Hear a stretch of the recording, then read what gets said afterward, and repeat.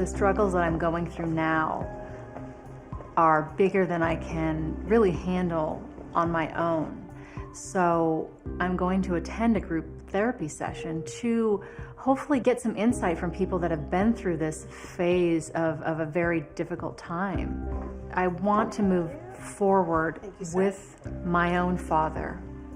And with Tom, I'd like to see if we can move past this and salvage what we had built in the beginning.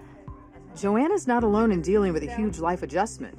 Hearing others who've been adopted share their experiences, along with birth parents and adopted parents, can help some adoptees enormously. Okay, so welcome everyone to the Adopt Salon Support Group here in Los Angeles. I am Jeanette Yoff. I am a licensed psychotherapist. I predominantly work with people who have been separated from their biological family. Usually we can open a discussion about a certain topic, or if anyone has a pressing issue, let me know, raise your hand, and you can go first. I will. Yes? The challenge that I've had was that when I reunited, or actually I should say reunite, but meet for the first time my biological father, Tom. Once he found out he had a biological daughter, he wanted to form that relationship so rapidly. After an hour of knowing me, I love you. And I'm just like, what do you love? We just met, I'm lovable. No, just kidding. But I didn't say that because I just didn't feel it yet. So it takes time to build that love for somebody. So the pushing back caused Tom to be very angry and very upset. I definitely feel torn between the two sets of, the two fathers. And now on Father's Day, ironically, I'm not talking to either person. I think it's important for you to understand the perspective of your biological father and the perspective of your parents and how they may feel about this. I think once you find out you're a parent, there's just something in us that you automatically want to be the mom or the dad, even though you don't need a dad. Similar to you, Joanna, my birth father had no idea he had a daughter. I wasn't looking for a dad. I have a brilliant, awesome father already. And when I tracked him down, similar to your birth father, he really wanted to make up for lost time. He called me every single day, wanted to know everything about my life. The rapid intimacy thing's uncomfortable. It's the weirdest thing I've ever been a part of. He was making up for all those years in a weekend. He actually kind of treated her like an infant. Yeah, at reunion, the experience is you actually, the parent regresses to the age of the relinquishment. And I think for both your families, it is a process and it doesn't happen overnight.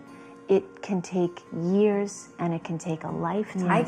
I get that, but for my father who raised me, I think there's the threat of Tom coming into the environment that really made my father feel like he needed to hang on tighter, and it evoked something in him that I just don't know how to navigate through. And he got very explosive. You might regret not contacting him today, just a text or a Facebook message or something. Me and my birth mother have been at odds over the last 8 months or so. But even then, I sent her a card for her birthday, sent her an email for Mother's Day.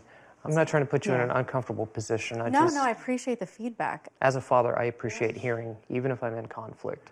To support his worst fear that he is being replaced or abandoned or he has shame, just to reach out and to say, we have some issues and you're mad, I'm mad, but it's Father's Day and I love you and that will never change.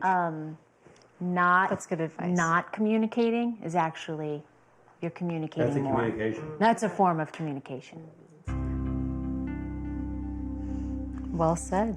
And I'll just say as a birth parent that my heart kind of hurts for your biological father too, because this is his first Father's Day that he knows that he has a child.